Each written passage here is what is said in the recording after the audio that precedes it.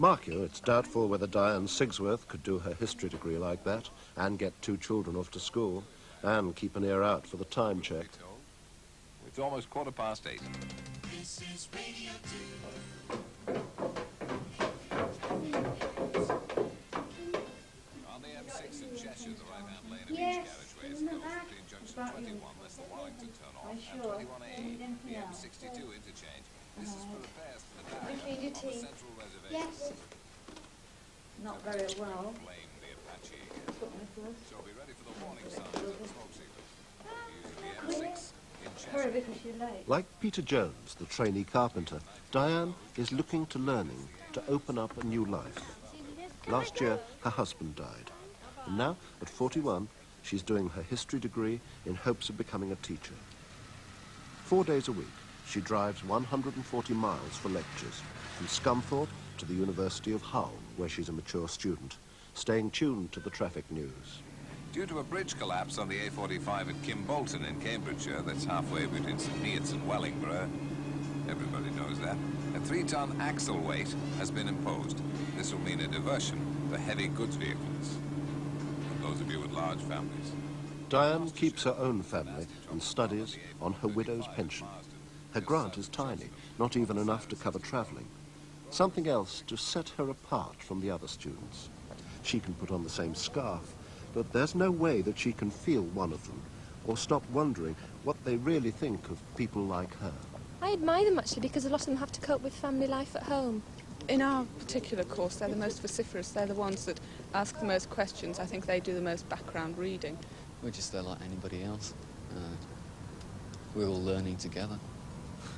They quite often have an unnecessary inferiority complex. They won't criticise writers or poets or anything, but they usually have a wider experience of life, and I'd welcome more. The death of Hadrian in 138 was followed not only by a change of administration in Rome, power now passing to Antoninus Pius, but also by a change of policy as regards the northern frontier of Britain. This is a much tougher sort of learning process than acquiring skills like swimming and carpentry. Much tougher and a great deal less jolly than dancing. They're all together in the lecture theatre, but essentially they work alone, each individual head. Not much warmth or reassurance to look for here. I didn't really know what to expect. I was frightened to death. I certainly expected everyone else to be bright and confident and know everything. And I didn't feel confident about it. But once I got the bit between my teeth, I wasn't going to take no for an answer. Again, that determination to learn that adults show. Perhaps one of the reasons mature students generally succeed is that many of them are already so highly geared to overcoming obstacles that the learning itself is just one more problem. Well, I really enjoy being a part of the university and among it all. But I feel rather like a visitor. I'm not involved in the sense that the other students are. I come to lectures and tutorials, and I use the library, but then I go home again. I can't become involved. Two's company for you on BBC Radio 2. Iron out the wrinkles in the shirts during the day. Iron out the problems in the mind during the evening. Takes longer.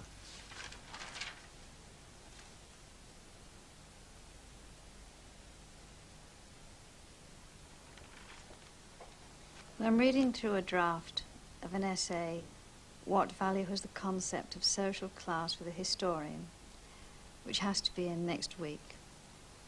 I've spent a lot of time making notes and working in the library and reading, and I've got this draft out, and I'm not very happy with it. But I'm feeling tired, but I have to do it now because it has to be in. Now, I'm trying to make a point that the concept of social class for the historian would allow him to analyse specific groups, but it isn't running smoothly. It isn't coherent. My argument doesn't follow.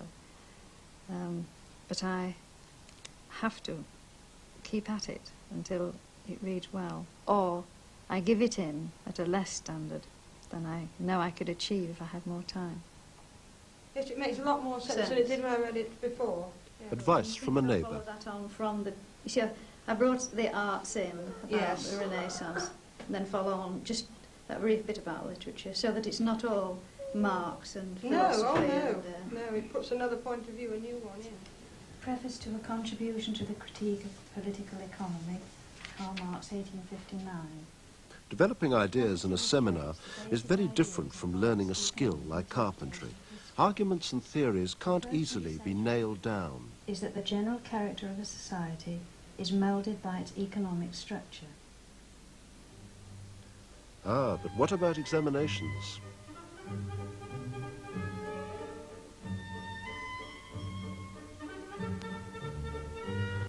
Strikes chill down the spine, doesn't it?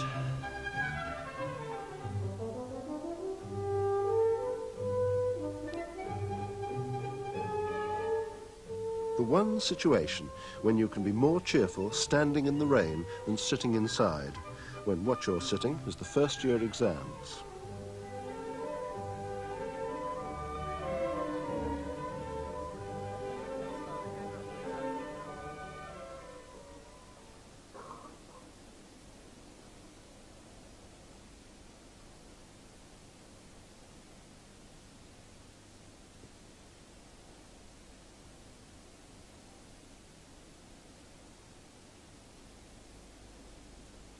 Wonder how she's doing.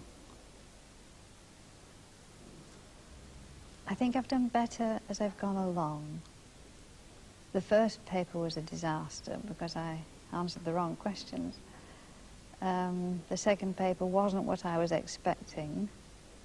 And this last paper this morning, I feel I've done better, but who can say?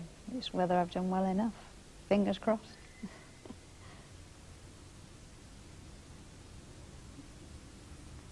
Would you stop writing now, please? The examination is over. And a year of learning closes. Rather cold, mostly alone, and fairly disquieting till the last. Well, I was incredibly nervous. I mean, I felt sick. I shook. I couldn't really write properly. The few weeks, you see, the exams have been over 3 weeks, and in some ways that's given me time to revise, but in other ways it's made the agony that bit longer. And not knowing what to expect, not having done exams for so long, the younger students, they're used to it. And I was an absolute, well, I verged between panic and, well, just purgatory. The results are out now. She passed. Though just in case she should be getting out of practice in overcoming obstacles, during the time when she was supposed to be revising, the kids got chicken pox. Can it all be worth it? I feel that I'm extremely fortunate. I have this second chance, which few people have, a second crack at the wicket, as it were. And I thoroughly enjoy it. It has changed my life completely. It helped me to pick up the pieces again, but I get a tremendous amount of satisfaction and enjoyment out of it, and feel that I'm using my brain. And, of course, I want to teach, and so it's invaluable to me.